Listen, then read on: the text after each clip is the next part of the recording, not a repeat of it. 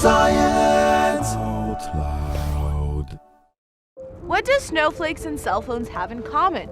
The answer is never-ending patterns called fractals. Let me draw a snowflake. I'll start with an equilateral triangle.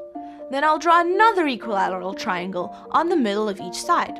I'll pull out the middle and repeat the process, this time with 1, 2, 3, 4 times 3, which is 12 sides.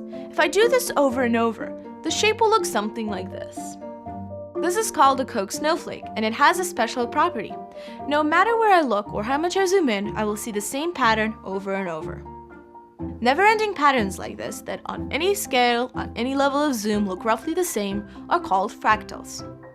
We can actually draw a Koch snowflake on the computer by having it repeatedly graph a mathematical equation. Each time we add a triangle, one side of the Koch snowflake will turn into 4. After the first repetition, we'll get 3 times 4 to the first, or 12 sides. After the second repetition, we'll get 3 times 4 to the second, or 48 sides. After repetition number n, we'll have 3 times 4 to the n sides. If we do this an infinite number of times, we'll get infinitely many sides, so the perimeter of the Koch snowflake will be infinite. But the area of the Koch snowflake wouldn't be infinite. If I draw a circle with a finite area around the snowflake, it will fit completely inside, no matter how many times we increase the number of sides. So the Koch fractal has an infinite perimeter, but a finite area. In the 1990s, a radio astronomer named Nathan Cohen used the fractal antenna to rethink wireless communications. At the time, Cohen's landlord wouldn't let him put a radio antenna on his roof, so Cohen decided to make a more compact, fractal-like radio antenna instead. But it didn't just hide the antenna from his landlord, it also seemed to work better than the regular ones. Regular antennas have to be cut for one type of signal, and they usually work best when their lengths are certain multiples of their signal's wavelength. So, FM radio antennas can only pick up FM radio stations, TV antennas can only pick up TV channels, and so on. But fractal antennas are different. As the fractal repeats itself more and more, the fractal antenna can pick up more and more signals, not just one. And because the perimeter of the Koch snowflake grows way faster than its area, the fractal antenna only takes up a quarter of the usual space.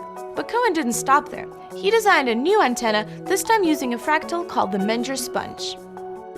The Menger sponge is kind of like a 3D version of the Koch snowflake. It has infinite surface area, but finite volume.